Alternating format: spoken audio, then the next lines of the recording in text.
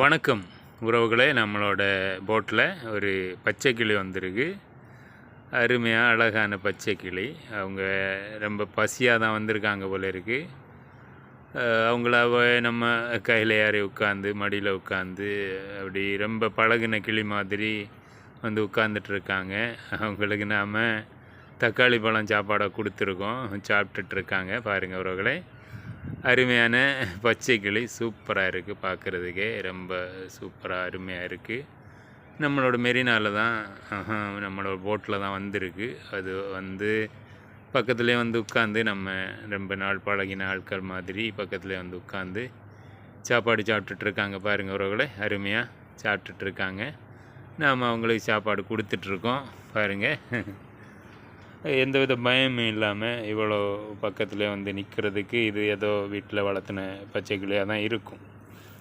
பாருங்கள் உறவுகளே, அருமையாக அவங்க வந்து சாப்பிட்டுட்ருக்காங்க. நாமளும் ஒரு ரவுண்ட் அப்படியே ரவுண்ட் பண்ணிடலாம் நம்ம மெரினாவை சுற்றி. பாருங்கள், சூப்பராக சாப்பிட்டுட்ருக்கு.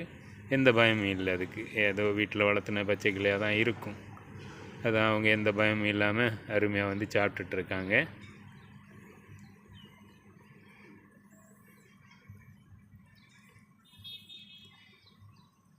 பாருங்கள் உறவுகளை, அவங்க அருமையாக சாப்பிடட்டும். நம்மளும் காணொலியை பதிவு பண்ணுவோம். நம்மளோட உறவுகளுக்காக தான் இந்த காணொலி. உறவுகளை கண்டிப்பாக உறவுகளெல்லாம் சப்ஸ்கிரைப் பண்ணுங்கள், கமெண்ட் பண்ணுங்கள், லைக் பண்ணுங்கள் உறவுகளை. நம்மளோட காணொலி மேலும் மேலும் இனியும் பதிவிட்டு நம்மளோட உறவுகளுக்கு அப்லோட் பண்ணுறேன் யூடியூப்பில்.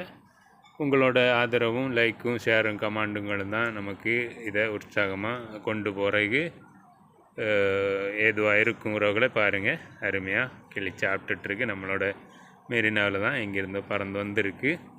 நம்மளோட போட்டுக்கு அவங்க வந்திருக்க நம்மளோட